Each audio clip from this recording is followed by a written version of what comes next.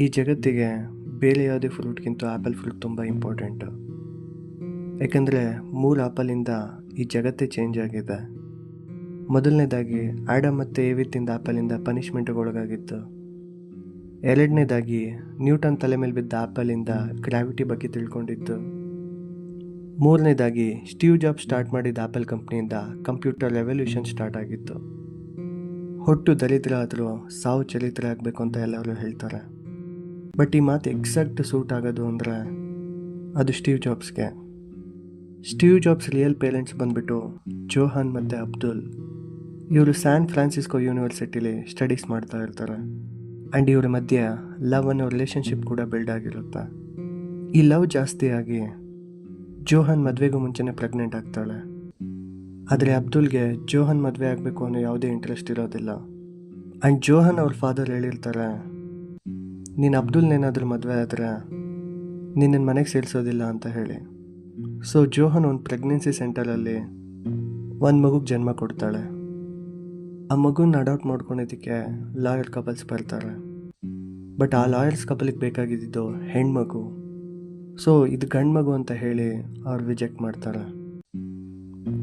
Then 10 ವರ್ಷದಿಂದ ಮಕ್ಕಳಾಗದೇ ಇರೋ Clara ಮತ್ತು ಪೌಲ್ ಜಾಬ್ಸ್ ಆ ಮಗುನ ಅಡಾಪ್ಟ್ ಮಾಡ್ಕೊತಾರೆ. ಚಿಕ್ಕ ವಯಸ್ಸಿಂದನೂ ಸ್ಟೀವ್ ಜಾಬ್ಸ್ಗೆ ನೀನು ಅಡಾಪ್ಟೆಡ್ ಸನ್ ಅಂತ ಎಲ್ಲರೂ ಬ್ಲೇಮ್ ಮಾಡ್ತಾ ಇರ್ತಾರೆ. ಆದರೆ ಕ್ಲಾರಾ ಮತ್ತು ಪೌಲ್ ಜಾಬ್ಸ್ ತುಂಬ ಲವ್ವಿಂದ ಮತ್ತು ತುಂಬ ಫ್ರೀಡಮಿಂದ ಬೆಳೆಸಿರ್ತಾರೆ. ಈ ಫ್ರೀಡಮಿಂದನೇ ಸ್ಟೀವ್ ಜಾಬ್ಸ್ ಪೋಲಿ ಹುಡುಗ ಆಗ್ತಾನೆ. ಇನ್ಫ್ಯಾಕ್ಟ್ 3rd ಸ್ಟ್ಯಾಂಡರ್ಡ್ ಕಂಪ್ಲೀಟ್ ಮಾಡೋದ್ರೊಳಗಡೆನೆ 3 ಟೈಮ್ಸ್ ಸ್ಕೂಲಿಂದ ವಾರ್ನ್ ಮಾಡಿರ್ತಾರೆ. ಹಾಗಂತ ಸ್ಟೀವ್ ಜಾಬ್ಸ್ ಏನು ದಡ್ಡ ಆಗಿರಲ್ಲ. ಸ್ಟೀವ್ ಜಾಬ್ಸ್ಗೆ ಟೆಕ್ನಾಲಜಿ ಮೇಲೆ ಎಷ್ಟು ಇಂಟ್ರೆಸ್ಟ್ ಇರುತ್ತೆ ಅಂದರೆ ಸ್ಪೀಕರ್ ಮತ್ತು ಮೈಕ್ರೋಫೋನ್ ಯೂಸ್ ಮಾಡಿಕೊಂಡು ಅವ್ರ ಪೇರೆಂಟ್ಸು ಬೆಡ್ರೂಮಲ್ಲಿ ಮಾತಾಡ್ತಿದ್ದ ಕಾನ್ವರ್ಸೇಷನ್ ಎಲ್ಲ ಕೇಳ್ತಾ ಇರ್ತಾರೆ. Steve jobs first car by ಮಾಡಿದಾಗ ಜಸ್ಟ್ 15 ಇಯರ್ಸ್, ಅದು ಸ್ವಂತ ದುಡಿಮೇಲೆ. ಆ್ಯಂಡ್ ಸ್ಟೀವ್ ಜಾಬ್ಸ್ ಲೈಫಲ್ಲಿ ತೊಗೊಂಡಿದ್ದು ಬೆಸ್ಟ್ ಡಿಸಿಷನ್ ಅಂದ್ರೆ ಅದು ಕಾಲೇಜಿಂದ ಡ್ರಾಪ್ ಔಟ್ ಆಗಿತ್ತು. ಆದರೆ ರಿಯಲ್ ಸ್ಟ್ರಗಲ್ ಸ್ಟಾರ್ಟ್ ಆಗೋದು ಇಲ್ಲಿಂದಾನೆ. ಯಾಕಂದರೆ ಸ್ಟೀವ್ ಜಾಬ್ಸ್ಗೆ ಕಾಲೇಜಿಂದ ಡ್ರಾಪ್ ಔಟ್ ಆಗಿ ಏನು ಮಾಡಬೇಕು ಅನ್ನೋ ಐಡಿಯಾ ಸಹ ಇರೋದಿಲ್ಲ.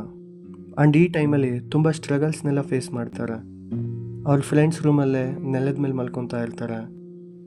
ಕೋಕ್ ಬಾಟಲ್ ಎಲ್ಲ ಸೇಲ್ ಮಾಡಿ ಒಂದು ಟೈಮ್ಗೆ ಬರ್ಗರ್ ತಿಂತಾ ಇರ್ತಾರೆ. ಆ್ಯಂಡ್ ಫ್ರೀಯಾಗಿ ಕೊಡ್ತಿದ್ದ ಒಂದೊತ್ತು ಊಟಕ್ಕೋಸ್ಕರ ಸಂಡೇ ಟೈಮ್ ಹರೇ ಕೃಷ್ಣ ಟೆಂಪಲ್ಗೆ 7 ಕಿಲೋಮೀಟರ್ಸ್ ನಡ್ಕೊಂಡು ಹೋಗ್ತಾ ಇರ್ತಾರೆ. ಇಷ್ಟೆಲ್ಲ ಪ್ರಾಬ್ಲಮ್ಸ್ ಫೇಸ್ ಮಾಡಿಕೊಂಡು ಅವರಪ್ಪ ಗ್ಯಾರೇಜಲ್ಲಿ ಆ್ಯಪಲ್ ಕಂಪ್ನಿನ ಸ್ಟಾರ್ಟ್ ಮಾಡ್ತಾರೆ.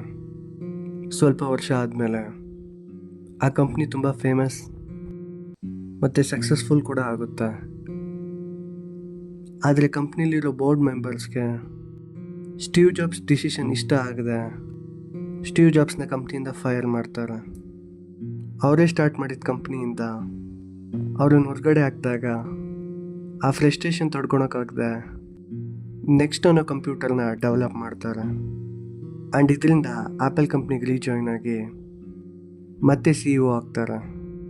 ಸ್ಟೀವ್ ಜಾಬ್ಸ್ ಪರ್ಸ್ನಲ್ ಕಂಪ್ಯೂಟರ್ಸ್ನ ಇಂಟ್ರಡ್ಯೂಸ್ ಮಾಡಿಸ್ತಾರೆ. Innovative products like apple, iPad ಇದನ್ನೆಲ್ಲ ಇಂಟ್ರಡ್ಯೂಸ್ ಮಾಡಿಸ್ತಾರೆ.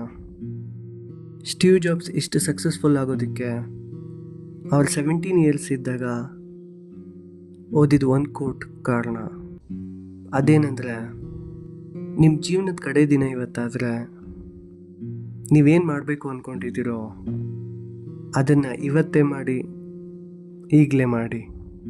ಸೊ ನೀವು ಈ ಥರ ಮಾಡ್ತಾ ಹೋದರೆ ನಿಮ್ಮ ಗೋಲು ನೀವು ಬೇಗ ರೀಚ್ ಆಗ್ತೀರಾ ಆ್ಯಂಡ್ ಬೇಗ ಸಕ್ಸಸ್ಫುಲ್ ಕೂಡ ಆಗ್ತೀರಾ ಅಂತ ಸ್ಟೀವ್ ಜಾಬ್ಸ್ ಹೇಳ್ತಾರೆ. ಆ್ಯಂಡ್ ಸ್ಟೀವ್ ಜಾಬ್ಸ್ ಇನ್ನೊಂದು ಇಂಪಾರ್ಟೆಂಟ್ ಮೆಸೇಜ್ ಕೊಟ್ಟಿದ್ದಾರೆ. ನಿಮ್ಮ ಟೈಮ್ ತುಂಬ ಕಮ್ಮಿ ಇದೆ ಆ್ಯಂಡ್ ಆ ಟೈಮ್ನ ಬೇರೆ ಯಾರನ್ನ ಇಂಪ್ರೆಸ್ ಮಾಡಬೇಕು ಅಂತ ಆಗಲಿ ಅಥವಾ ಬೇರೆಯವ್ರ ಬಗ್ಗೆ ಯೋಚನೆ ಮಾಡ್ಕೊಂಡಾಗಲಿ ವೇಸ್ಟ್ ಮಾಡಬೇಡಿ ಅಂತ ಹೇಳ್ತಾರೆ. ಆ್ಯಂಡ್ ಫುಲಿಶ್ನೆಸ್ ತುಂಬ ಇಂಪಾರ್ಟೆಂಟು ಅಂತ ಹೇಳ್ತಾರೆ.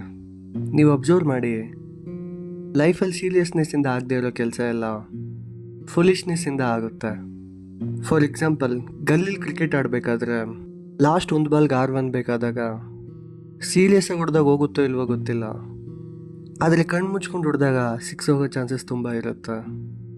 ಸೊ ಈ ಫಾರ್ಮುಲಾ ಬರೀ ಗಲ್ಲಿ ಕ್ರಿಕೆಟಲ್ಲ, ಲೈಫಲ್ಲೂ ಸಹ ವರ್ಕ್ ಆಗುತ್ತೆ. ಸೊ ಅದರಿಂದ ಸ್ಟೇ ಹಂಗ್ರಿ, ಸ್ಟೇ ಫುಲಿಶ್.